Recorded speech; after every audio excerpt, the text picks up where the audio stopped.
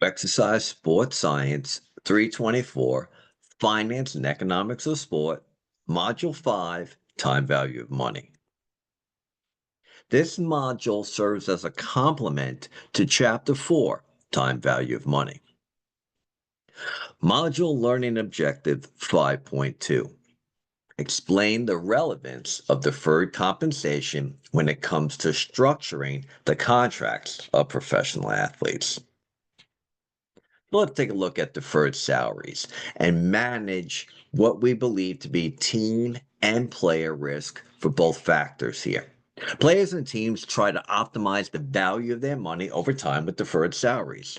So why do both parties do it with regularity? Well, here's a few reasons. A team might need additional cash in the short term to sign new players, attract or retain coaching and administrative personnel, capital improvements to their facility, or to enhance another facet of the operation.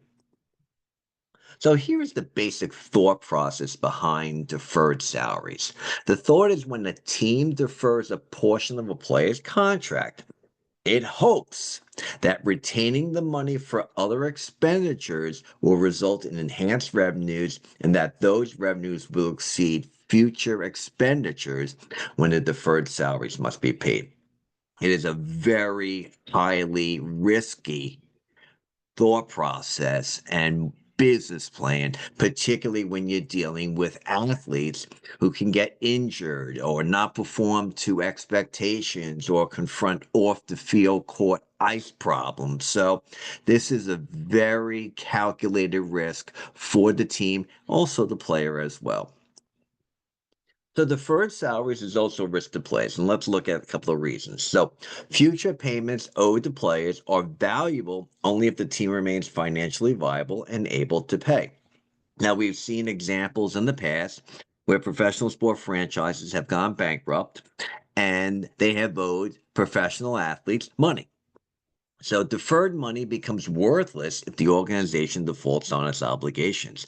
There have been situations, case in point, the Pittsburgh Penguins, where they owed Mario Lemieux money. They defaulted on its obligations, and he got an equity stake in the ownership of the Pittsburgh Penguins.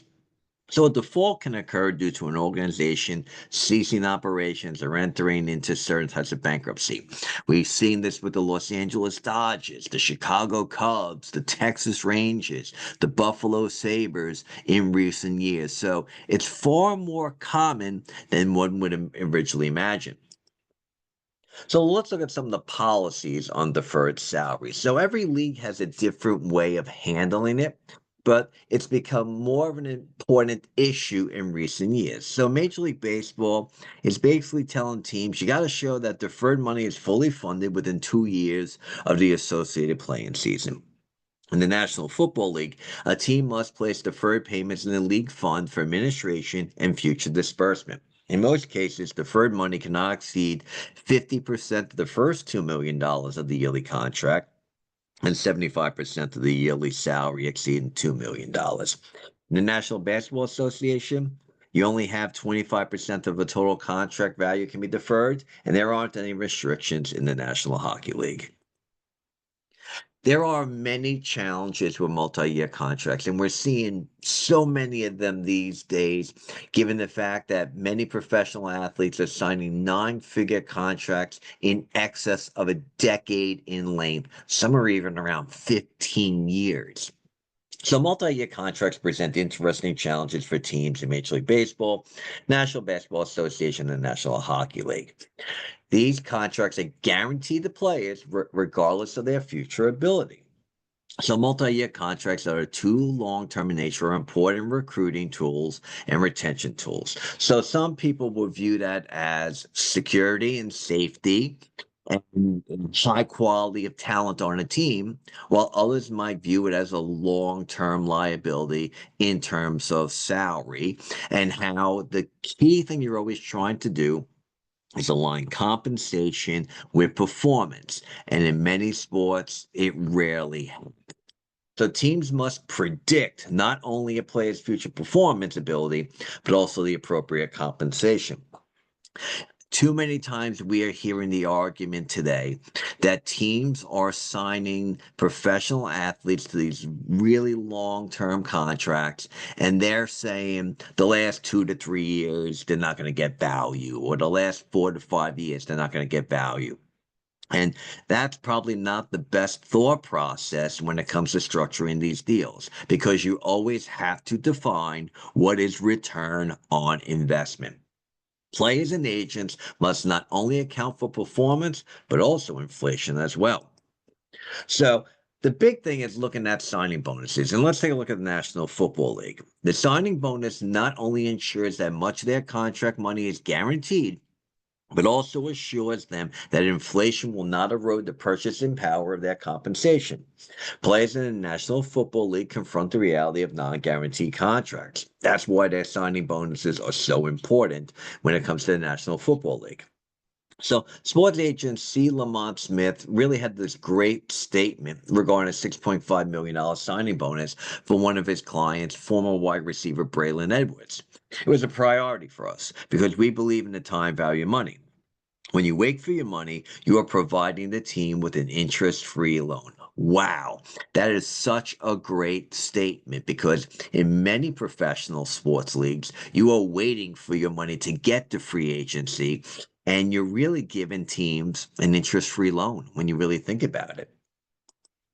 Let's look at probably the most impressive contract that we've seen in recent memory, and that is Shohei Ohtani's contract with the Los Angeles Dodgers.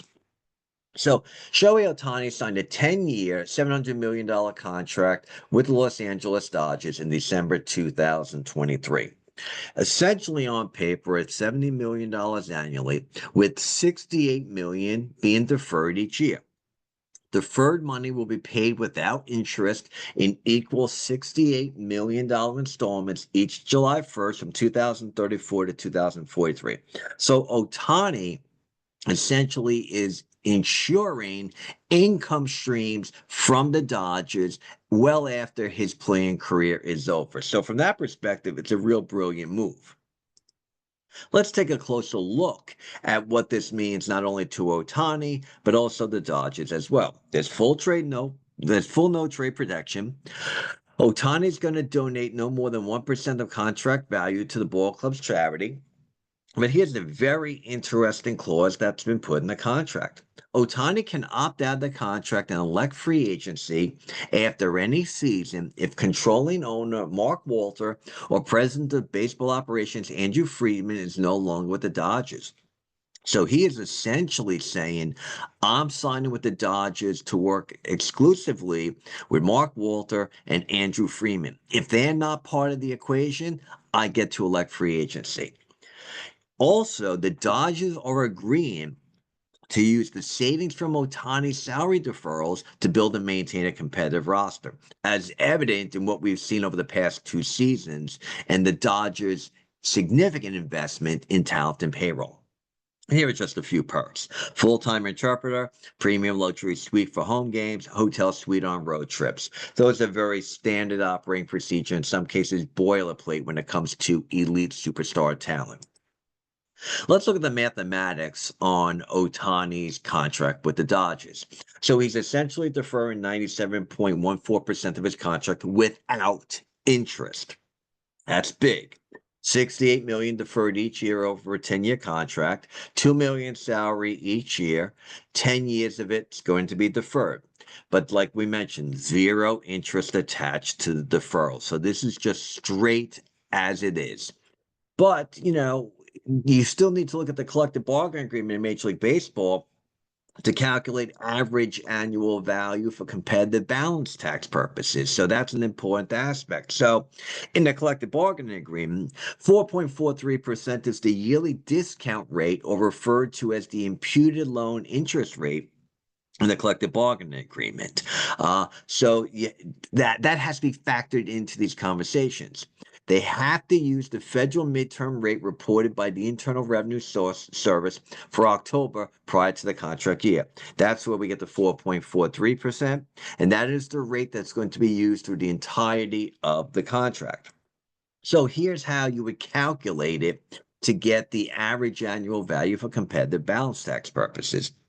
So we know the future cash flow is 68 million because that's what he is deferring on an annual basis. You divide that by 1 plus the discount rate raised the number of years. We know the discount rate because it's stated in the MLB CBA, 4.43%. And we know the number of years to be 10 years.